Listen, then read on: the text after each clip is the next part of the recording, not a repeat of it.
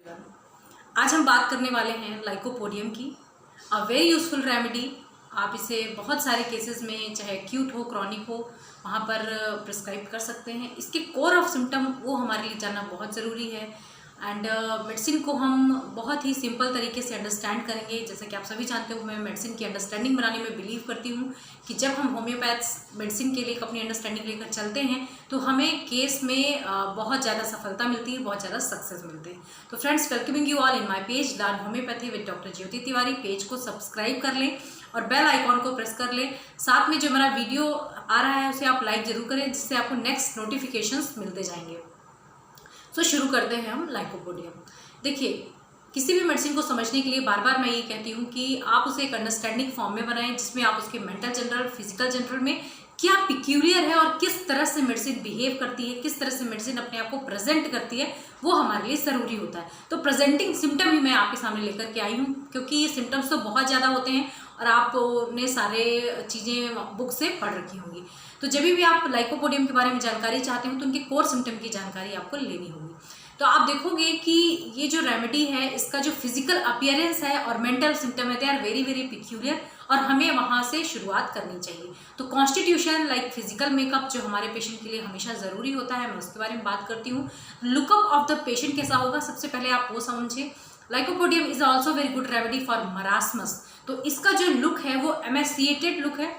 Upper part of the body is emaciated, सूखापन मिल सकता है आपको, आर्म्स में सूखापन मिलेगा, चेस्ट में भी देर में भी लॉस ऑफ फैट, नेक में भी मिल सकता है। तो ओवरऑल आपको अपर पार्ट ऑफ द बॉडी है वो उसमें एमेसिएशन मिलेगा, सूखापन मिलेगा। जो लोअर पार्ट है, एब्डोमेन से लेकर के नीचे का एरिया है, वहाँ पर आपको सेमी ड्रॉप्सिकल, मतलब कि थोड़ी सी सूजापन, थोड़ा सा मोटापा मिल सकता है। अब वो किस तरह से, और इसको क्लियर कर देते हैं कि जो एब्डोमेन होगा वो ब्लॉटेड दिखेगा, जिस तरह से क्वाशियोकर के पेशेंट होते हैं, आप देखोगे सूखे पेशेंट होंगे, लेकिन जो पेट है वो निकला हुआ होता है। सिमिलरली यहाँ पर आपको लाइकोपोडियम में मिलेगा, abdomen will be blotted and जो लोअर पार्ट है वो सेमी ड्रॉप्सिकल, थोड़ा सा सूजा सूजा सा, भारीपन, मोटापा नीचे आपको दिख सकता है। लेग जो है वो थोड़े थुलथुले दिख सकते हैं, बट जो अपर पार्ट है वो सूखा हुआ। तो this is the very very peculiar thing. आगे हम बात करते हैं अगर, तो आप देखोगे कि जो मेंटल सिम्टम है लाइकोपोडियम को, बहुत ही प्रेजेंटिंग सिम्टम है। Lyco is a very very ambitious remedy. इसका जो it is a vegetable kingdom, तो वहाँ पर आप देखोगे कि इसका जो ट्री होता है वो बहुत ही ह्यूज प्लांट है, बहुत बड़ा ट्री है। और अभी जैसे जैसे हमारा एटमॉस्फेयर, वेदर में चेंजेस आ रहे हैं, तो इसका जो ट्री है वो भी शॉर्ट होता गया, छोटा होता गया। तो इसी तरह से एक यहाँ पर फीलिंग मिलती है मेंटल लेवल पे, very very ambitious and desire for power. Power के पीछे पड़ा रहता है ये बंदा, ऐसा समझे आप। कभी भी लाइफ में कुछ भी करेगा, उसका मोटो होगा पावर चाहिए उसे ऐसी पावर चाहिए जहां पर वो अपने सारे काम, सारी चीजें एक ऑर्डर पे सारा कुछ हो जाए, ठीक है, और लोग उसकी ही बात माने। It means he want to do things according to him, power. और वो कैसे, by hook and by crook, चाहे वो लोगों को डोमिनेट करके मिले, चाहे लोगों को परेशान करके मिले, और चाहे किसी से हेल्प लेके मिले। तो he sometimes try to dominate people, लोगों को डोमिनेट करेगा, अपनी बात करेगा, सिर्फ अपनी ही बात को मानेगा कि मैं ही सही हूँ। This is kind of domination. और वहीं पर वो फिर आप देखोगे तो हार्डनेस मिलेगी बिहेवियर में, जो उसका व्यवहार होगा वो बहुत हार्ड होगा, सिंपल टू ईज नहीं होगा, बहुत टफ टू ईज होगा। उसे जल्दी से मनाना बहुत टफ हो जाएगा, बिकॉज वो यहाँ पर कॉन्ट्राडिक्शन बिल्कुल भी टॉलरेट नहीं करता है। And it is very very peculiar, he is very much hard for inferior. जो छोटे लोग होते हैं उससे, उम्र में छोटे हों, काम में छोटे हों, उनके लिए बहुत ही टफ तरीके से बात करेगा, बहुत रफ बिहेवियर करेगा। But he is very much soft for superior, he superior. जो पोस्ट में उससे बड़े लोग होंगे, जो उम्र में उससे बड़े लोग होंगे, बाहर के लोग होंगे, उनसे बहुत ही फ्लटरिंग बिहेवियर करेगा, उन्हें मनाना, उनकी ज़बरदस्ती झूठी तारीफ करना कि अरे आप तो बहुत अच्छे हैं, आपके बिना तो काम हो ही नहीं सकता, अरे क्या बात है, जो तेल मालिश पॉलिश टाइप की हरकतें करते हैं। This kind of behaviour found in lycopodium. तो इसको बिल्कुल भी स्किप नहीं करने का है। ऐसे बंदे जो इनमें लीडरशिप क्वालिटी होती है, लीड करते हैं लोगों को, और वो डोमिनेट करें, अपनी बात मानते हैं, कॉन्ट्राडिक्शन बिल्कुल भी बर्दाश्त नहीं करते।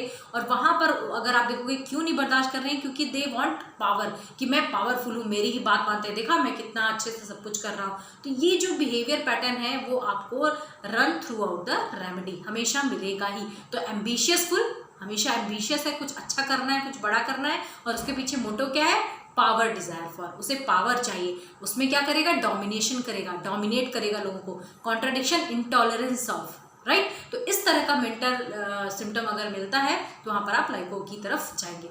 दूसरा अगर आप देखोगे यहाँ पर स्ट्रेंजर एंजाइटी, नए लोगों से मिलने में उसे एक तरह की एंजाइटी, एक तरह का झिझक होता है, वो एकदम से लोगों से अपियर नहीं हो पाएगा, एकदम से मिल नहीं पाएगा, and there is great fear of stage.